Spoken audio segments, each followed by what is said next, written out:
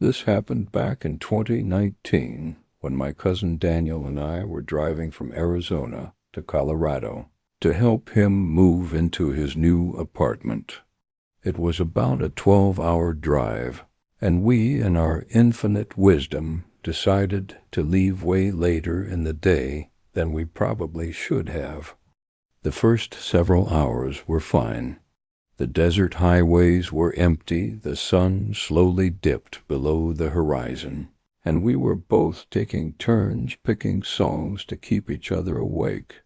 Around midnight, Daniel was out cold in the passenger seat, snoring lightly with his hoodie pulled over his face, while I sipped on a half-warm gas station coffee and stared into the endless stretch of road ahead.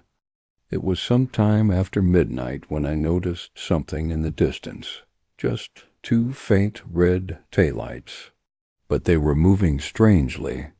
They'd speed up, slow down, then come to a complete stop for a few seconds before moving again. I assumed the driver was distracted, maybe checking their phone, but the behavior kept repeating for miles. Eventually, I caught up enough to see it was an older white pickup truck.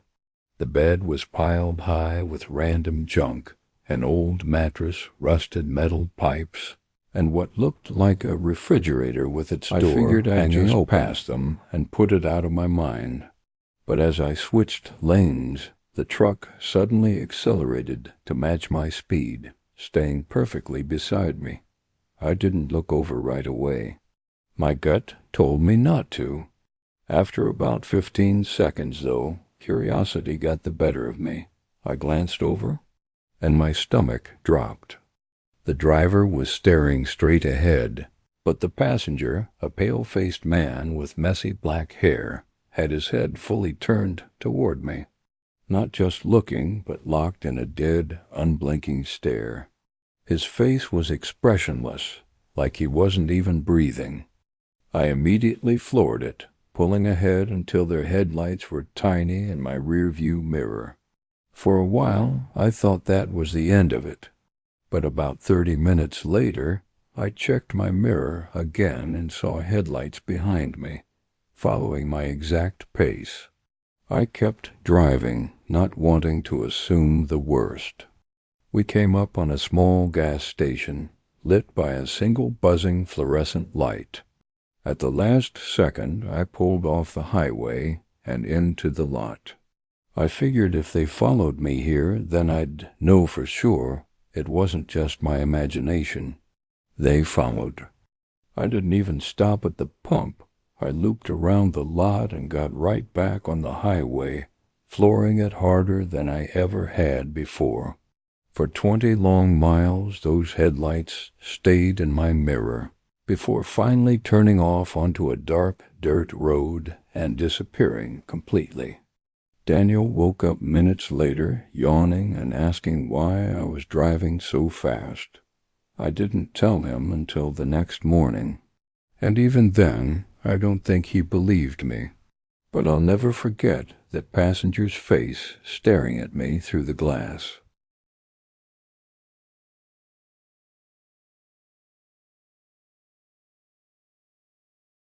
In 2016, I had to drive from Oregon to Nevada for a work conference.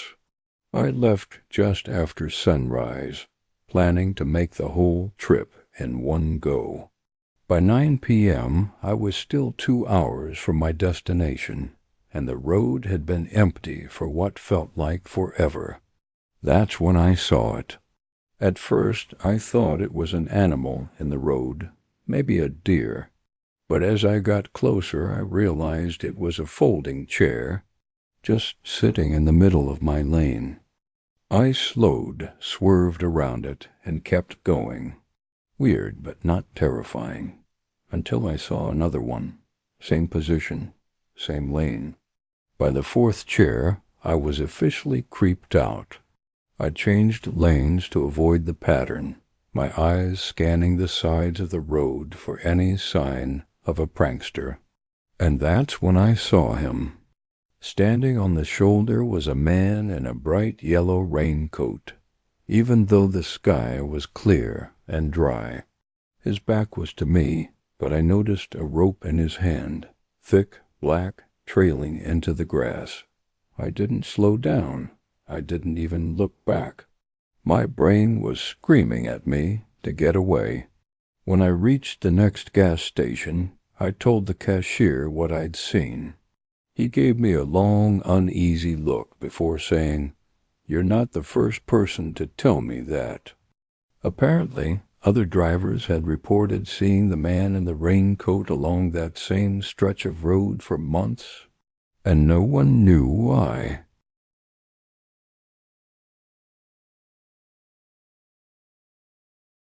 In 2013, two friends and I decided to take a late-night drive through the mountains of Montana.